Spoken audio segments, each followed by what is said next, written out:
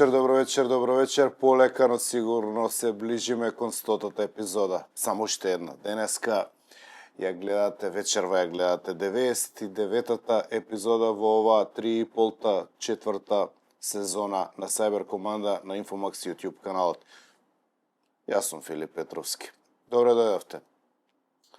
Како и другите недели, и оваа недела доста работи, па ќе биде тешко да одбереме што да прокоментираме.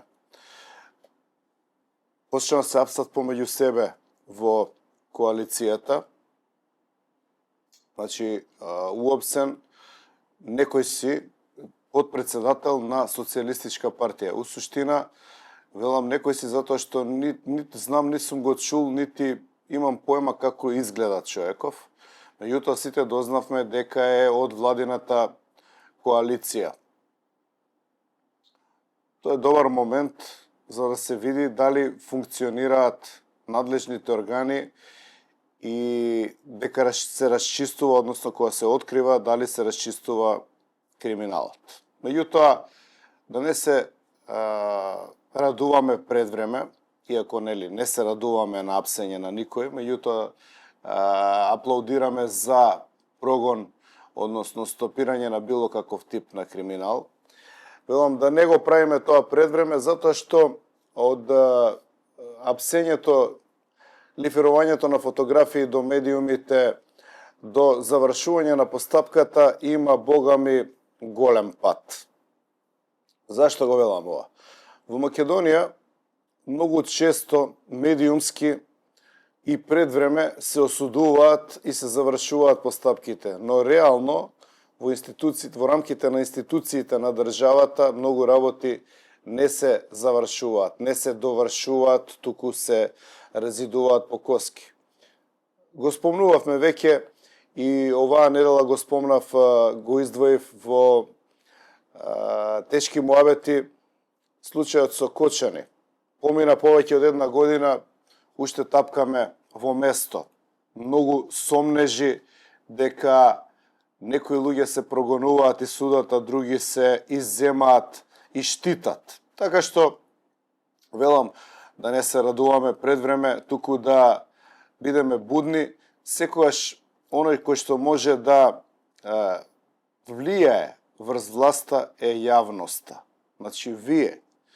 Секогаш зголемената будност и интерес и свртување на внимание кон вакви работи видливо од ваша страна влијае врз власта, врз политиката.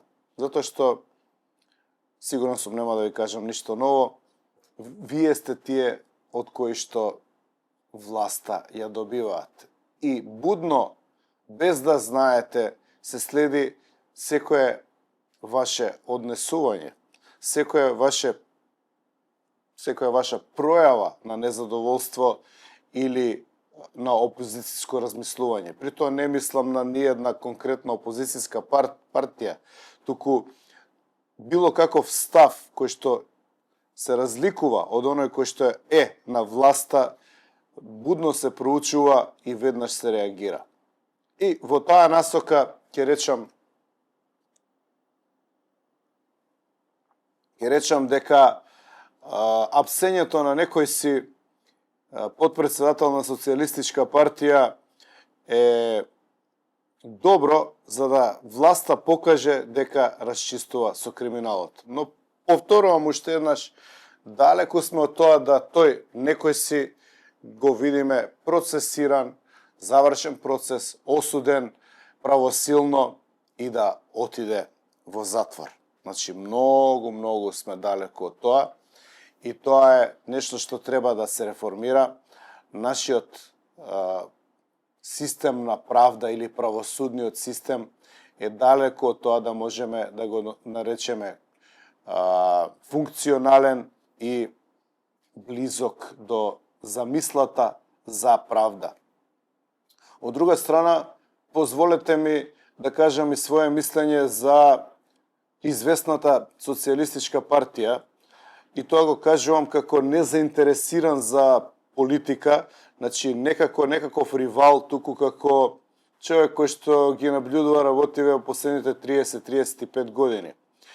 Има ли некој од вас да објасни што е тоа социјалистичка партија? Има ли некој од вас да објасни оправданост од постоење на социјалистичка партија која што е продолжеток на претходниот систем од 45-та до 90-та година? Има ли некој кој што верува дека да не постоеше Сител телевизија, ќе имаше социјалистичка партија?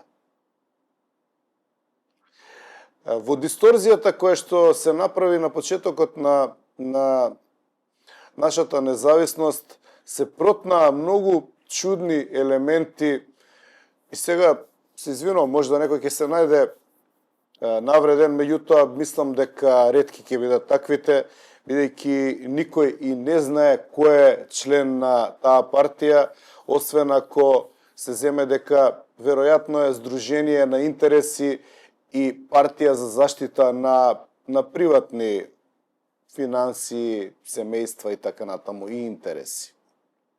Значи, самото име и самото делување се во тотален расчекор. Името иницира дека се работи за партија која што би била представник на широки народни маси, која што би имала левичарска идеологија, о контрер на ВМРО ДПМН, меѓутоа нема никаков проблем да биде во коалиција со нив, затоа што во Македонија нити има идеологија лева и десна, нити има јасно разграничување помеѓу вистински партии и партии кои што се параван за штитење на приватни интереси. И не е само таа партија, а и телевизијата која што се поврзува со неа. Така што, затоа велам известниот, само знам дека е подпредседател на партија. Нисум го чул неговото име, нити знам кој е човеков, знам дека е брзо поставен, веднаш во јуни, кога дошле на власт 24-та, значи тоа било веднаш договорено, распоредено и веќе скоро 2 години бил таму директор тој човек. И освен што бил или беше функционер со 2000 евра плата и сите други привилегии, па човекот да сакал да додаде и нешто на страна. Она што се објави е дека наводно го фатиле со 50.000 евра подкуп. Значи, да додаде уште едно 2 годишна плата на контото. Значи, 2 плюс 2. Значи, веќе си го оствари приходот за цел мандат. Се шегувам. Предпоставам дека ако го фатиле сега, дека тоа не му било ни прв, ни издвоен случај во кој што само што му текнало тоа да го прави. Веројатно е дека има и други случаеви. А од друга страна, областа во која што е земјоделието е рак рана на македонското општество. Ние сме држава која што би требало да биде самодоволна, суфициентна сама на себе во областа на производство на храна. Признајте дека е многу чудно да ваква држава увезува наместо да извезува храна. Мислам дека би требале да имаме скоро се што ни е потребно на оваа земја сами за себе и дека би требало да создаваме вишок на финансии со извезување на храна или преработен готов производ во таков тип на индустрија, значи готов производ, конзервиран и така натаму. Меѓутоа, ние увезуваме. Не ги знам точните податоци, мислам дека околу 1 милиарда увезуваме храна. Тоа покажува дека целата таа област, каде што овој известниот подпредседател на Социјалистичка партија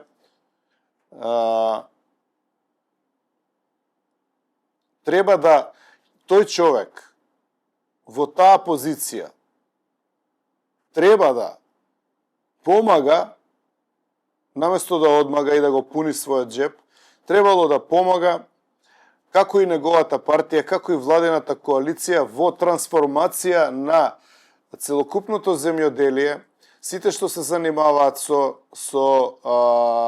такви дејности, со производство на храна и така натаму, требало да создаваат една клима прво на, да речеме,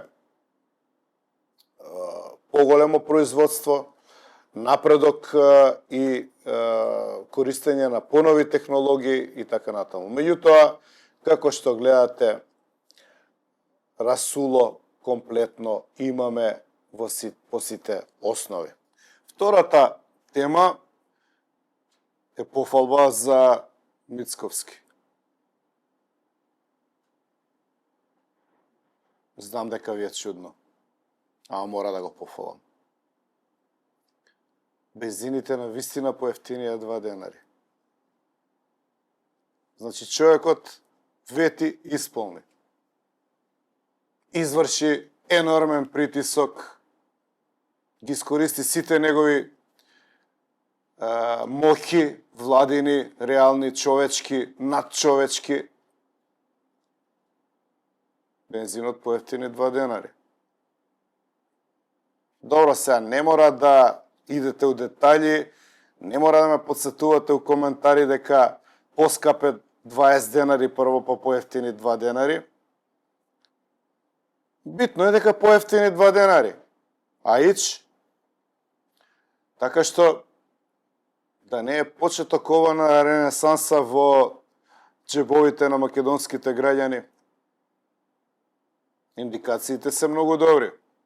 Па дури за 15 на дена минималната плата ќе се зголеми за енормни, рекордни, невидени, нечуени, неспоредливи со никој и ништо на светот 1500 денари. Така што, радој се народе, почнува нова ера, благодарение на владата со чело на Мицковски во вашите животи. Сега, вие гледате емисијата во сабота, може се деси 2 дена од емисијава, малку поише од 2 денари да поскапи бензинот, но зашто сега ние со поголемата слика, со гледање на поголем период да си го расипуваме моменталното задоволство дека еве ги имаме тие 2 денара поевтино. Па замислите, ако ставите 10 литри бензин денеска, ќе заштедите цели 20 денари, со кои што можете да купите, чекај да видам што,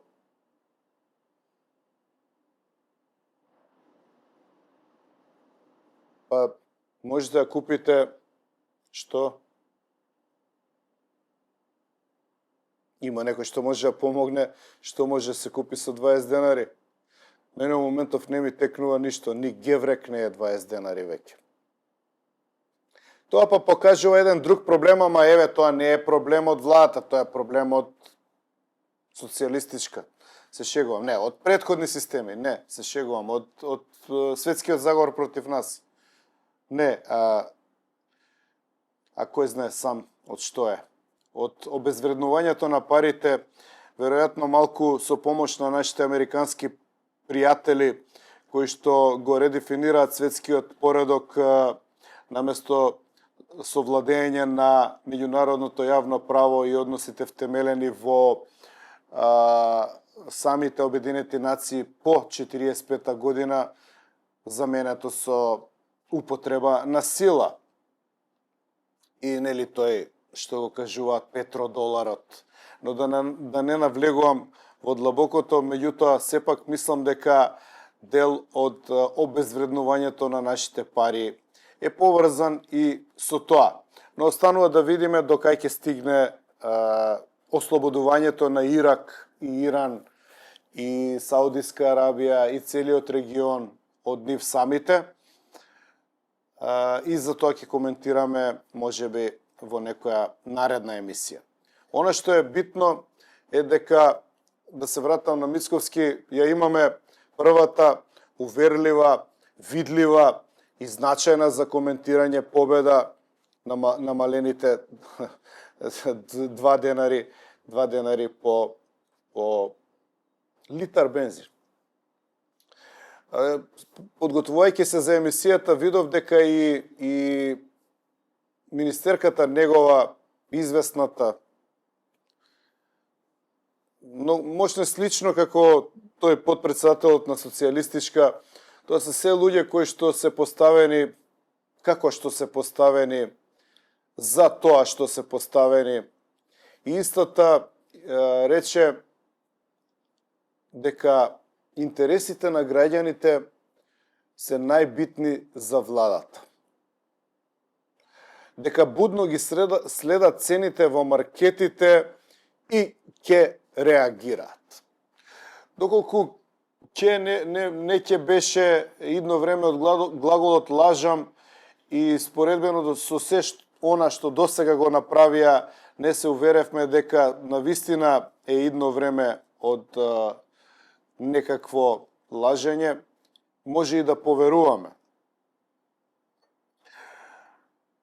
Тука, ако позволите една мала критика за владата, еве до сега ги фалевме со тие 2 денари, ги утепавме од фалење и многу сме среќни, забележав дека големо подобрување на расположението има меѓу луѓето по улиците.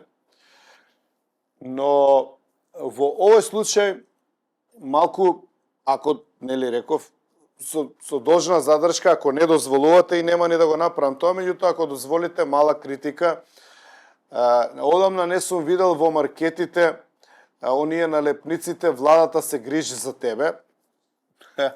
Нели ги натера маркетите владата, по-конкретно Мицковски, во еден период да ставаат едни налепнички до производите "Владата се грижи за тебе". Имаше еден мал проблем, не беше одбрзање до работена кампањата на ниво или во однос на тоа што на никој не му беше јасно како и зошто се ставени тие налепници, односно на кој начин владата се грижи за тебе со тоа што ти гледаш налепница покрај цената на лебот, јајцата, млекото и така натаму. Кога сме више кај цените, да, малку дивеат цените и вака да речеме, добро е што не се реагира толку брзо што као што рече известната министерка, се анализира, свесно се гледа, се држи на нишан, гард се дига, се прават подготовки да им се улета на картелот маркети. Велам, добро е затоа што ние сепак сме една од најголемите економии во светот и во Европа и пошироко. Владата со чело на Мицковски пријавува минимум 6 квартали поред растеж на индустријското производство, иако никој ни видел, ни чул за тоа, меѓутоа пријавено е дека има растеж. Така што, велам, тоа индицира дека ние сме богати, индицира дека ние сме робустна економија, дека имаме ресурси, народот може, и затоа добро е што Министерството не брза со одлуките. Значи, не мора одма се замрзнат цените на јајцата и на млекото, може се почека 2-3 месеца, се види дали ќе отиде 50-100% нагоре цената, па после се коригира 2-3-5%. Значи, не мора да се брза и мислам дека се мизерни овие околни земји, Србија, Хрватска и другите, кај што имаме некои обскурни, почетни податоци, гледаме, да речеме, вести од таму. Таму реагира одма тие, тие влади реагира одма, замрзнуваат цени, прават воредни седници, глумат со еден збор, како да речам, просто да не ти се верува дека они работат во интерес на народот. Тоа е веројатно некоја политичка кампања. да замрзнеш средства, значи да го замрзнеш бензинот на 2 недели или пак да воведеш намалување на ДДВ на одредени прехранбени производи. Беда. Просто беда, мислам, да ти е мерак да гледаш како нашиве смирено, аналитички, политички, филозофски гледаат на работите, па ги зимаат, па ги проучуваат, не избрзуваат луѓето. Овие одма намалија цени, одма блокира, одма замрзна, паника ги фатило, Иран бил нападнат, ке пропаднел светот, чекај да видиме. Пуштаат државни резерви од бензинот, а ние мудро ги чуваме резервите. Зашто да се брза со пуштање на резерви? Само 20 денари, минус 2 сега. Значи само 18 денари пораснале бензините. Па што е тоа? Со 18 денари, кој што рековме преска, не можеш ни геврек да купиш.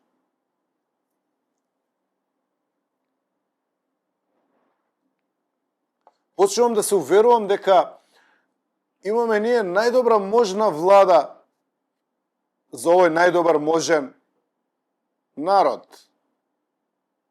Народот е мудар, добро избрал. Избрал луѓе кои што добро познаваат математика, добро знаат што има во џепот, добро знаат што има под перница, добро знаат која килажа има просечно народот. Во Македонија 5 години порано се умира во просек од Европската Унија. А нашата влада, знаејќи ги сите тие работи, не брзајќи со одлуките,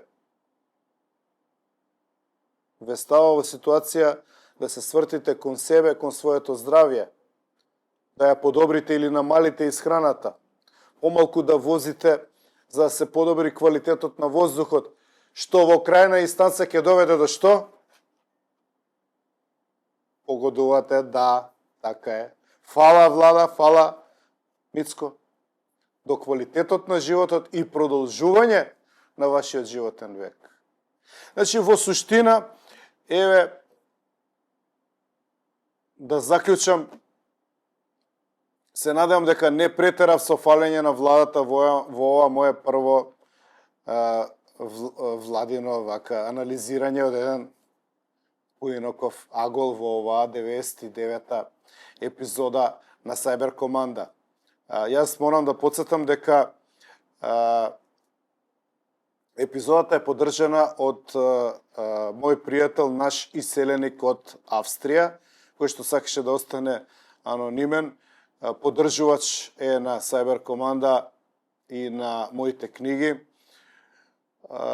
Изјави желба да помогне. Прифатив и така. Дојде до овие 4, односно денеска 3-та, наредната недела 100-та епизода, ќе снимиме мал јубилеј, па после ќе видиме што и како. Во меѓувреме, вие останете така, немојте да реагирате, имате потполна доверба во владата, владата знае што прави, владата прво вие сте и во интерес, се што прави владата го прави во ваш интерес, за на вас да ви е подобро, за да живеете подолго, за да ја сакате оваа држава, да јадете поквалитетно, да се возите поише со точак и да произведувате општо задоволство. Јас сум Филип Петровски, благодарам што ја гледате Cyber Команда и никогаш не заборавајте, за се што ни се случува, виновни сме ние самите.